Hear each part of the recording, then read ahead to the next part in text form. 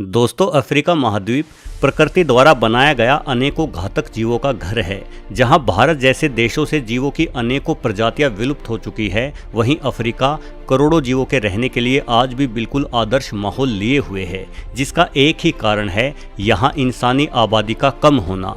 क्षेत्रफल के मामले में पूरा अफ्रीका महाद्वीप भारत की तुलना में कोई 10 गुना अधिक बड़ा है, किंतु अफ्रीका महाद्वीप के सभी देशों की इंसानी आबादी महज 120 करोड़ के आसपास ही है। वहीं अफ्रीका से 10 गुना छोटे भारत की आबादी 137 करोड़ होने वाली है। साथ ही अफ्रीका का शहरीकरण भी काफ़ी कम हुआ है।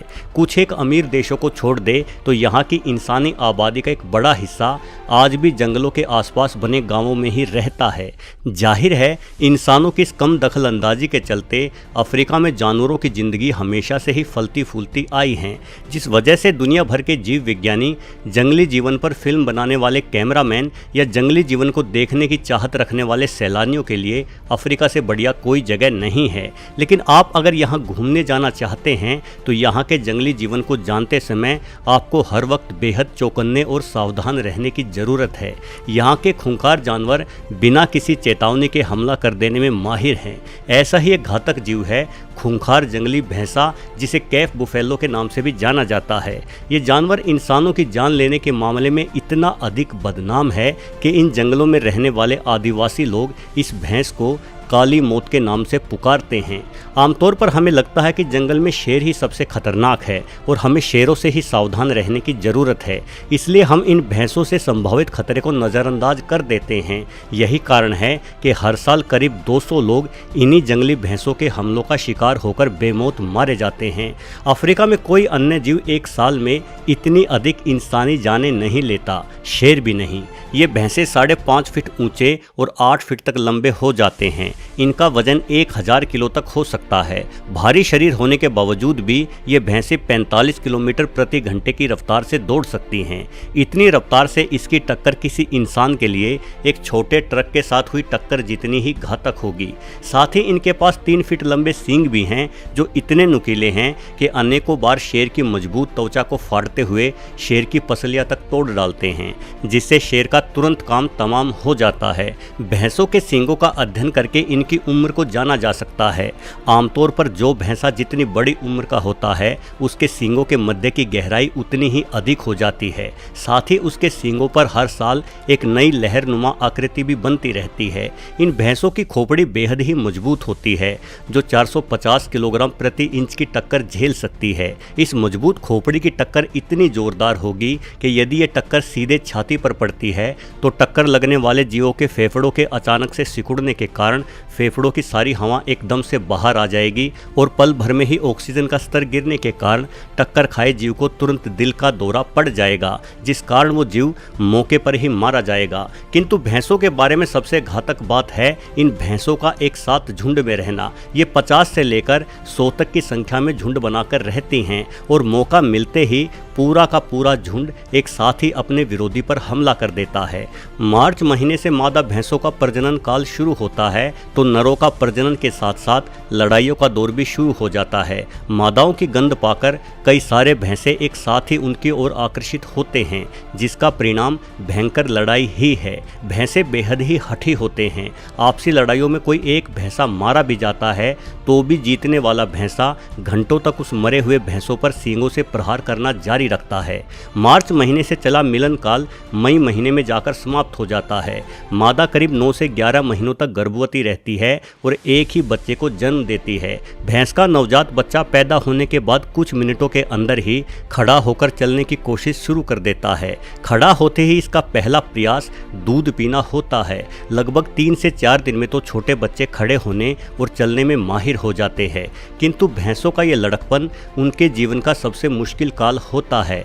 लकड़भग्गे, जंगली कुत्ते या शेर जैसे जीव इन्हीं छोटे बच्चों पर हमला करने की ताक में निरंतर रहते हैं और इन खूंखार शिकारियों से बचने का नन्हे भैंसों के पास कोई तरीका नहीं होता। ये सिर्फ अपने झुंड के मध्य में ही सुरक्षित रह सकते हैं, जहां बड़ी भैंसें इनकी रक्षा करने के लिए सदैव तत्पर होती हैं। इसलिए शिकारी जीवों की अक्सर कोशिश होती है कि भैंसों के झुंड में भगदड़ मचाकर नन्हे बच्चों को झुंड से अलग करना, ताकि उनका आसान शिकार किया जा सके। दोस्तों, जंगली भैंसों का झुंड सिर्फ दिखावे के लिए नहीं होता, बल्कि एक दूसरे की मदद करने के लिए जाने जाते हैं। यदि कोई नन्हा या युवा भैंसा शिकारियों के हत्थे फंस जाता है तो अन्य भैंसें तुरंत मदद के लिए आ पहुंचती हैं और शिकारी जीवों पर जोरदार हमला बोल देती हैं। जंगलों में एक दूसरे की जान बचाने के लिए खुद की जान को इस तरह से जोखिम में डाल देने की हिम्मत बहुत ही कम जीवों में देखी गई है। दोस्तों, जंगली भैंसों का महत्व अफ्रीकी वनों के लिए बेहद ही अधिक है। बिना इन भैंसों के अफ्रीकी जंगली जीवन बुरी तरह से छिन्न भिन्न हो जाएगा। असल में ये भैंसें ऊंची और मजबूत घास को खाते हैं। इस घास को चबाना गजेल्स जैसे छोटे हिरणों के बस की बात नहीं है। जब भैंस किसी मैदान की बड़ी और मजबूत घास को खाकर खत्म कर देती है तो गजेल्स, जेबरा और विल्डरबीट्स जैसे अन्य जीव बची हुई छोटी घास को खाकर अपना पेट भरते हैं। यदि भैंस ना हो तो ये मजबूत बड़ी घास जंगल में हर ओर फैलकर छोटी घास को पूरी तरह से ढक लेगी, जिस कारण इस छोटी घास पर निर्भर रहने वाले ये जीव भी भूखे मारे जाएंगे। शाकाहारी जीवों के मरने से मांसाहारी जीवों को भी पर्याप्त भोजन नहीं मिल पाएगा और सारा का सारा जंगली जीवन ही नष्ट हो जाएगा। यानी जंगलों के वजूद को जारी रखने के लिए भैंसों का वजूद बना रहना बेहद ही आवश्यक है। किंतु चिंता की कोई बात नहीं है। अफ्रीका में करीब 4 लाख केफ बुफेलो मौजूद हैं। ये सवाना के सूखे रेगिस्तानी जंगलों से लेकर तराई और दलदली जंगलों तक भी फैली हुई हैं। हालांकि वर्ष 1890 में, यानी आज से करीब 130 साल पहले, एक प्लेग जैसी बीमारी इन भैंसों में फैल गई थी। एक अंदाजे के अनुसार उस बीमारी के चलते तकरीबन 60% भैंसें मारी गई। भैंसों के मरने के कारण जंगलों में बड़ी घास हर ओर तेजी से वृद्धि करने लगी। ये घास तेजी से बढ़कर जमीन के सारे पोषक तत्व सोख लेती। नतीजन छोटी घास के उगने में कमी आई और छोटी घास की कमी के चलते हिरणों जैसी अनेकों प्रजातियों की संख्या में 90% तक की कमी आ गई। उस समय अफ्रीका के ज़्यादातर हिस्सों में भारत की ही तरह अंग्रेजी राज कायम था। अंग्रेजों ने मरती भैंसों के कारण खराब होते जंगली जीवन को समझा और इन भैंसों को बचाने के भरसक प्रयास शुरू कर दिए। इन प्रयासों का नतीजा जल्द ही सकारात्मक आया और एक बार फिर से अफ्रीका के जंगलों में भैंसों सहित अन्य जीवों की संख्या में तेजी से बढ़ोतरी होना शुरू हो गई। वर्तमान में शेरों के अतिरिक्त कोई अन्य जीव जंगल में भैंसों का शिकार करने में सक्षम नहीं है। शेर कमजोर, छोटे या बीमार भैंस को शिकार के लिए चुनते हैं और उसे झुंड से अकेला करके अपना शिकार बनाते हैं। हालांकि कभी कभार लकड़बग्घे या जंगली कुत्ते भी बड़े झुंड बनाकर इन भैंसों का शिकार करने में कामयाब हो जाते हैं। शिकार कम होने के कारण ही आज केप बुफेलोज की संख्या अफ्रीका के जंगलों में स्थिर बनी हुई है। वैसे इंसान एक ऐसा जीव है जो हथियारों के दम पर इन विशाल भैंसों को भी आसानी से शिकार बना लेता है।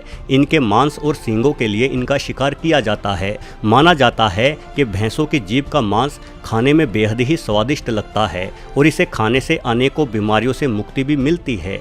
इसलिए आज इन जंगली अफ्रीकी भैंसों की जीभ काफ़ी महंगे दामों में बिकती है। खैर दोस्तों, हथियारों के दम पर भले ही हम इंसान इन खूंखार भैंसों को मार गिराए, किंतु बिना हथियारों के तो हमारा इनके साथ कोई मुकाबला नहीं है और ये भैंस बेहद ही आक्रामक भी होती हैं।